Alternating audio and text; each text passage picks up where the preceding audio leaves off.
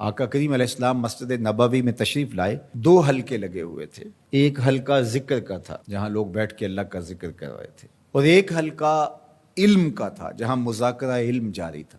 تو حضور تشریف لائے اور دونوں حلقوں کو حضور نے پسند کیا۔ ذکر کرنے والے حلقے کو بھی حضور نے پسند کیا، جو ایک گوشے میں بیٹھ کر مسجد نبوی کے کونے میں بیٹھ کے اللہ کے ذکر میں مشغول تھے، تو حضور نے اس کو بھی پسند کیا۔ لیکن جہاں مذاکرہ علم ہو رہا تھا جا کے بیٹھے حضور اس میں، تو گویا حضور نے عملی پیغام دیا کہ علم کتنی اہمیت رکھتا ہے اور علم کا مرتبہ کیا ہے۔ حدیث پاک میں آتا ہے کہ قیامت کے دن وہ طالب علم جو طلب علم میں فوت ہو گیا، پورا علم حاصل نہیں کر سکا، ابھی طالب علم ہی تھا کہ دوران تعلیم ہی فوت ہو گیا، قیامت کے دن جنت کے 100 درجے ہیں، تو جس درجے میں نبی ہوں گے اس کا اور نبیوں کا صرف ایک ہی درجے کا فرق ہوگا۔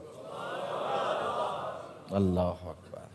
یہ نبیوں سے نیچے والے درجے میں جو طالب علم کی کیفیت میں ہی، اس حالت میں ہی انتقال کر گیا۔ اور پھر یہ تو وہ ہے کہ جس نے ابھی طلب علم کرتے ہوئے انتقال کیا، اور جس نے تحصیل علم کرنے کے بعد اپنی زندگی کو پھر آگے علم بانٹنے میں لگا دیا، تو پھر بتائیے اللہ نے اس کے لیے کتنے درجے رکھے ہوئے ہوں، اس کا کیا مقام رکھا ہوگا۔ تو ہمارے دین نے ہمیں علم سیکھنے کی تلقین کی ہے۔ افضل کون ہے، اشرف کون ہے، تم میں سے بہتر کون ہے؟ تو حضور علیہ السلام کا فرمان سن لیجئے، خیرکم من تعلم القرآن وعلمہ۔ تم میں سے بہتر کون ہے؟ جو قرآن سیکھتا ہے اور آگے سکھاتا ہے۔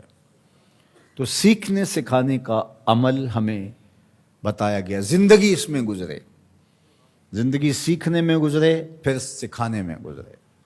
یہ ساری زندگی کا نچوڑ ہے جو ہمارے دین نے ہمیں دیا۔ جتنی دیر تک سیکھ سکتے ہو سیکھتے رہو، پھر بقیہ زندگی سکھانے میں صرف کر دو، لوگوں کو تعلیم دینے میں صرف کر دو۔ اور سیکھنے کے لیے تمہیں مشقت سہنی پڑے، تمہیں اذیت سے گزرنا پڑے۔ حضرت امام شافعی علیہ رحمہ فرماتے ہیں کہ طلب علم میں تمہیں ذلت کا سامنا کرنا پڑے تو کر جاؤ، اذیتوں سے گزر کر کے تحصیل علم کرنا پڑے کرو۔ بلکہ فرمایا اطلب العلم ولو بالسین، علم حاصل کرو اگرچہ تمہیں چین ہی کیوں نہ جانا پڑے۔ یعنی لمبا اور طویل اور مشقتوں بھرا سفر ہی کیوں نہ کرنا پڑے، لیکن تم تحصیل علم کے لیے مشقتوں بھرا سفر کر لو، لیکن علم سے کبھی بھی اپنے آپ کو دور نہ رکھو۔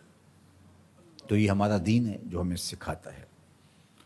تو اس لیے ہمیں اپنی ساری زندگی علم سیکھنے میں، پھر علم سکھانے میں، اخذ علم میں اور تقسیم علم میں، حاصل کرنے میں اور بانٹنے میں لگا دینی چاہیے۔